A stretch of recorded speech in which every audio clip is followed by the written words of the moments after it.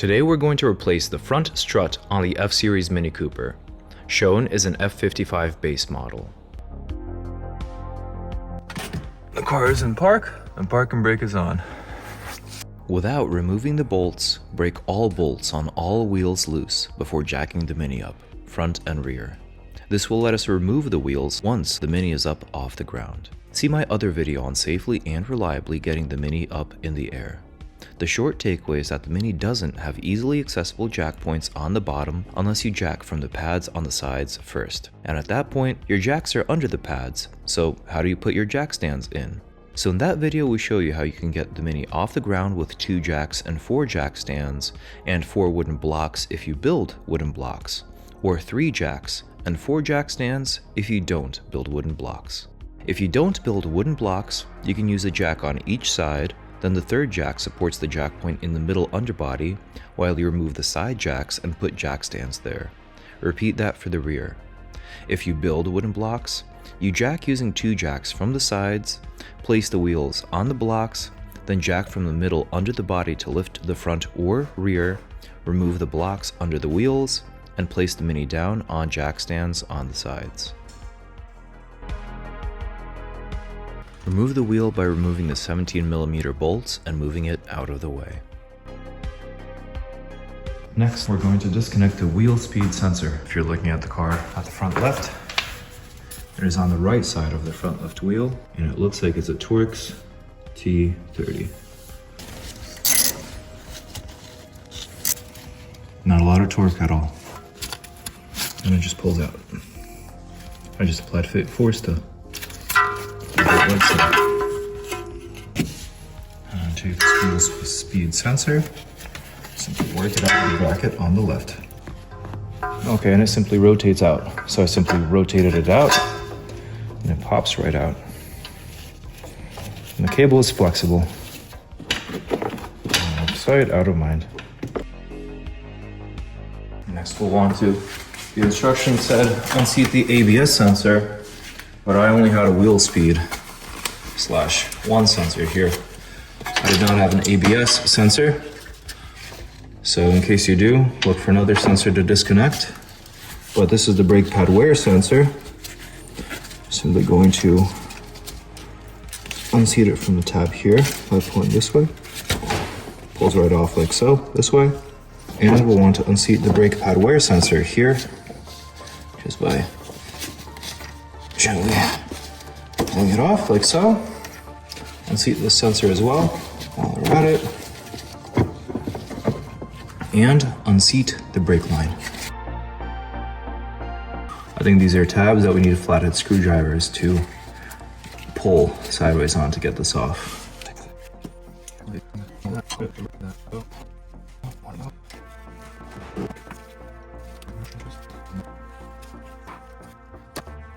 Just basically pulling this off like so. Like so. The flathead to also insert, and then pull it off like so. Not that bad. And now all the lines should be unseated. In case your model of Cooper has any other sensor wires, now would be a good time to check, because the instructions could differ, so mine does not have any other lines. For removing any stuck sway bar bolts like so, first you need something long to torque it down with without holding the Torx, and to break it loose. And then you get your, and that's a 16mm, and then you get your 16mm wrench, your T30. And you simply hold it in place while wrenching it down. And if you need uber small tools, you got this guy. I'll link that in the description, and it's an ultra low profile tool. It goes right in the bottom like so. Fits right in.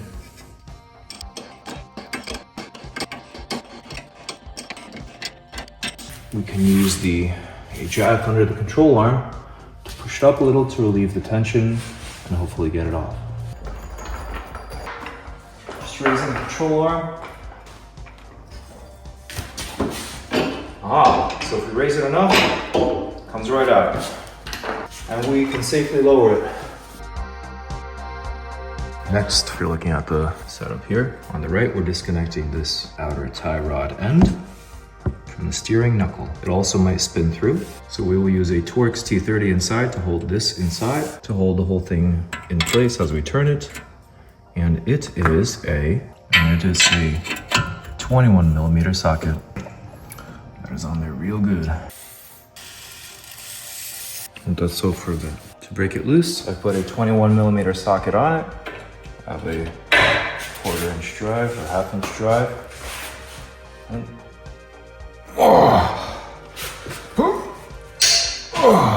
a lot of torque, but eventually it breaks loose. Anyway, we take our T30 on a long extension, 21mm wrench. Cool, and the steering knuckle itself just wants to come right down and out.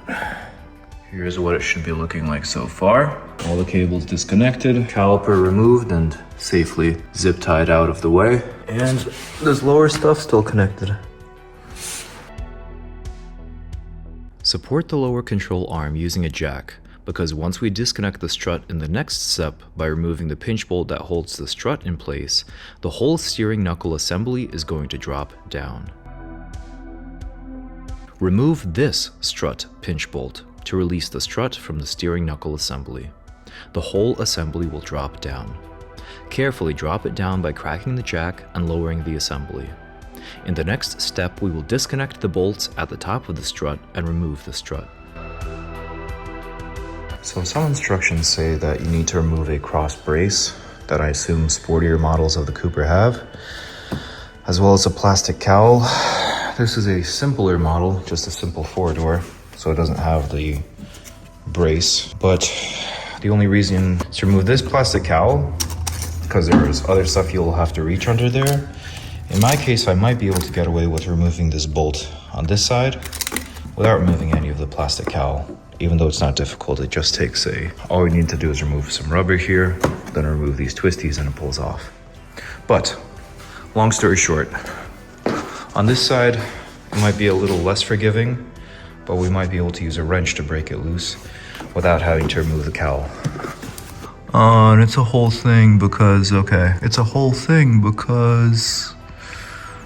it's under this. So if the cowl is in the way for you, you might want to remove a couple of these guys, just most of them, and then bend the cowl up.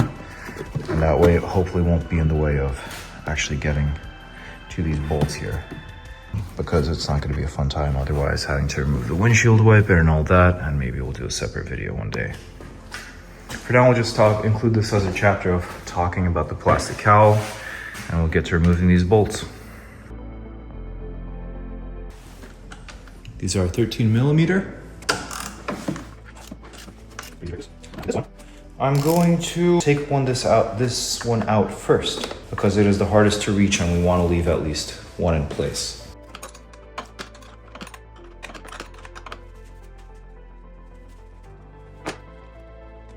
Comes right out.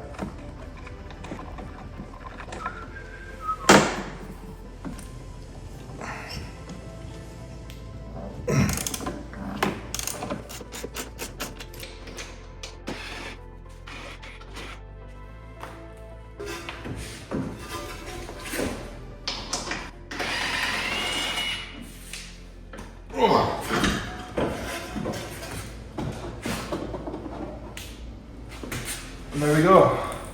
This whole assembly comes out. Not bad at all.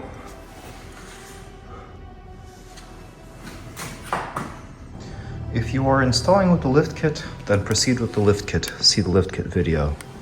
If you are replacing these strut assemblies, at this point, just loosen this, what looks like an 18mm bolt, a nut combo that's pinching in this assembly. Here, move that, what looks like nope, it just gets pinched in. It's not a rubber cap. Move the nut and bolt combo, and the strut assembly should be removable. Carefully install the new strut in place of the old one. You might need to crowbar the steering knuckle assembly down to fit it in, or get a helper to pull on it down. Pay attention. The old strut and new strut will both have protrusions on the back that you use to align it with the pinch bolt valley, or the gaps where the pinch bolt goes. Align the new strut by inserting this protrusion into the gap where the pinch bolt goes. Otherwise, your strut will not properly seat. You can use a jack under the lower control arm to fully push the new strut into the pinch bolt before reinstalling and tightening the pinch bolt. Reinstall the pinch bolt once you verify the groove is aligned with the protrusion on the new strut and that the strut is fully seated. At this point, if you have a front strut cross brace, then we reinstall it into this bolt hole. Also reinstall any plastic cowls you may have removed to gain access to the bolts here at this point. Now we reinstall while making sure the seating axle will still be reinstallable. I'm looking through the middle hole here. I want to make sure. Install this guy into the steering. Like so. Not horrible. We see it's all rusted here, so let me put some anti-seize on it. That ought to do it. I'll grab the other threads. And this is our 21mm friend.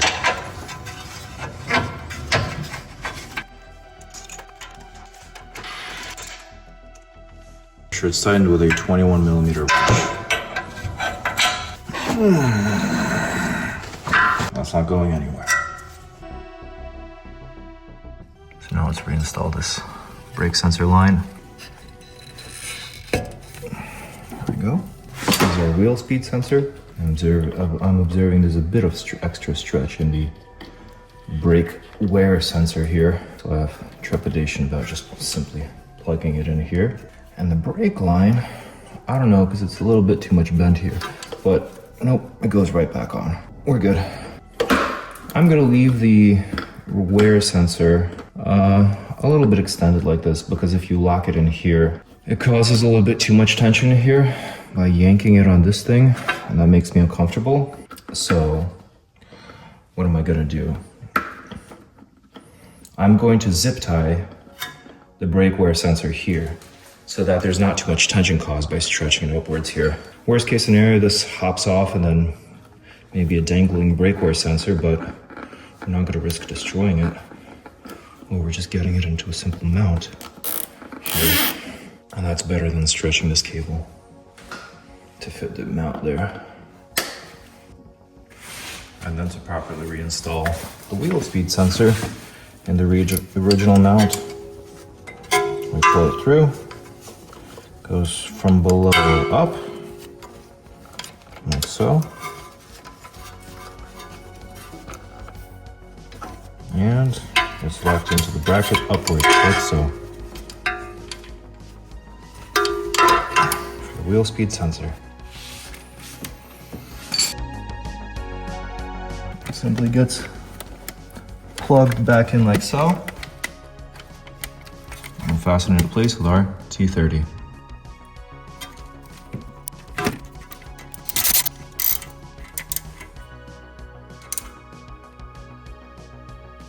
Cool. At this point, we reinstall our sway bar link. We can use a jack under the lower control arm to adjust the strut up and down so that the sway bar link aligns with the bolt holes. After people install lift kits and or mess with their suspension, that can cause creaking, which did cause creaking on mine. So at this point, I want you to take an empty spray bottle and fill it with soapy water, not dish detergent, and spray these two spots on the lower control arm. Make sure to spray a lot of soapy water there, as well as soapy water on this spot where the sway bar link is held by a rubber bushing as well. Last but not least, spray your soapy water on where the top hat turns, or where the strut turns inside of its assembly here.